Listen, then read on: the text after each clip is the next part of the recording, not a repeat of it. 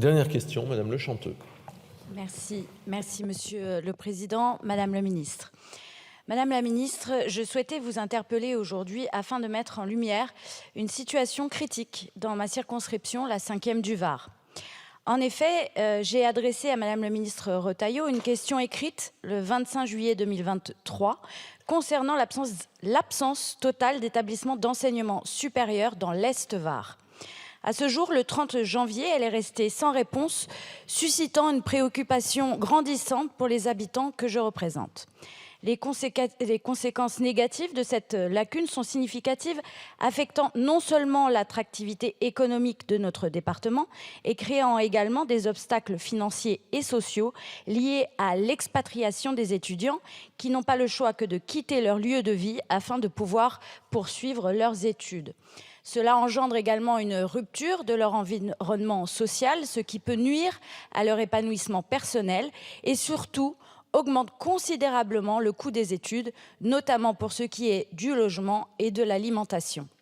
Étant donné que de nombreux parents ont du mal à subvenir aux besoins de leurs enfants étudiants, facteur très important d'abandon des études, cela doit faire l'objet d'une attention toute particulière. Le manque d'enseignement supérieur localement génère également une détérioration économique évidente, provoquant une fuite des jeunes talents vers d'autres régions. Cette situation entraîne une perte de dynamisme économique, exposant notre département à des défis financiers et sociaux majeurs liés au départ de la jeunesse, qui est une difficulté supplémentaire pour l'économie saisonnière du Var. Cette perte a des répercussions directes sur notre capacité à innover et à développer nos ressources. Pour cela, il faut donc impérativement développer la construction de logements étudiants qui pourraient être réaffectés en périodes estivales aux saisonniers varois, par exemple, permettant de pallier la carence de logements pour ces derniers.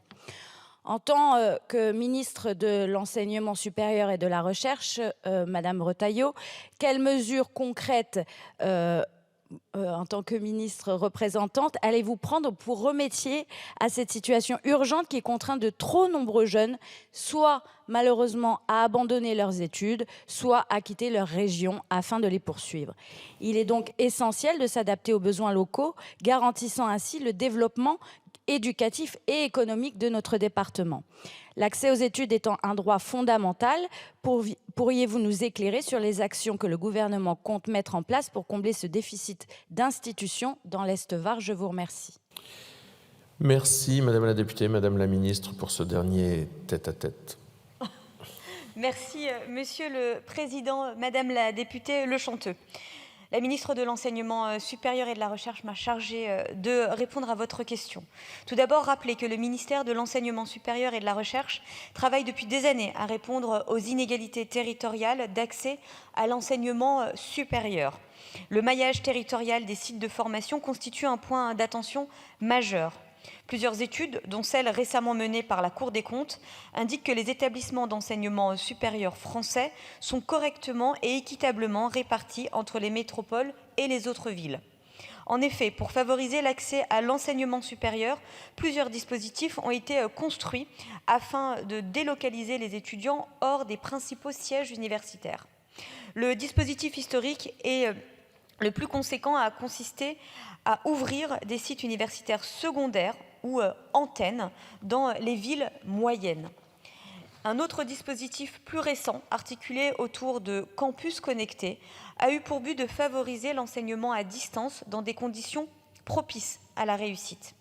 C'est le constat que l'on peut opérer à l'échelle de l'Est du Var. Cette zone géographique qui se situe tout près de Cannes, entre Nice et Toulon, qui sont de grandes métropoles universitaires, accueille un nombre conséquent de formations.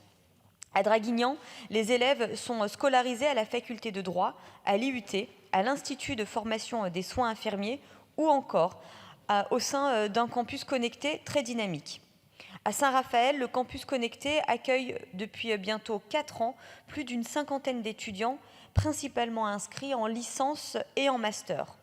À eux seuls, ces deux pôles abritent plus d'1 millier d'étudiants, ce qui constitue à l'échelle du département une réponse forte aux besoins d'enseignement supérieur. Merci, Madame la ministre, Madame la députée. Je vous remercie, Monsieur le Président, Madame la Ministre. Merci pour vos réponses. Néanmoins, je ne peux que constater que vous parlez effectivement des métropoles. Quand vous dites qu'effectivement il y a ce qu'il faut du côté de Cannes ou de Nice, je vous invite à venir à Fréjus-Saint-Raphaël, en tout cas sur ma circonscription, et prendre en compte le délai de transport. C'est forcément par l'autoroute. Les transports en commun ne correspondent pas aux horaires et ne laissent pas la possibilité à ces jeunes de pouvoir se rendre tous les jours du côté de Cannes ou de Nice, ou même de Draguignan. Ce qui veut dire qu'ils sont forcément et obligatoirement obligés de prendre un logement qu'ils n'ont pas forcément les moyens de financer, ni même leurs parents. Et donc on retombe dans le cercle infernal que je disais tout à l'heure, c'est où la fuite du territoire ou l'abandon des études. Vous parlez de Saint-Raphaël, oui, effectivement, ça existe pour 50 étudiants. Ce n'est pas suffisant.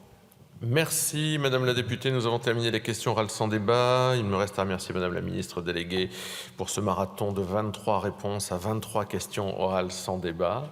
Prochaine séance cet après-midi à 15h, la déclaration du gouvernement suivie d'un débat. Vote solennel sur le projet de loi constitutionnelle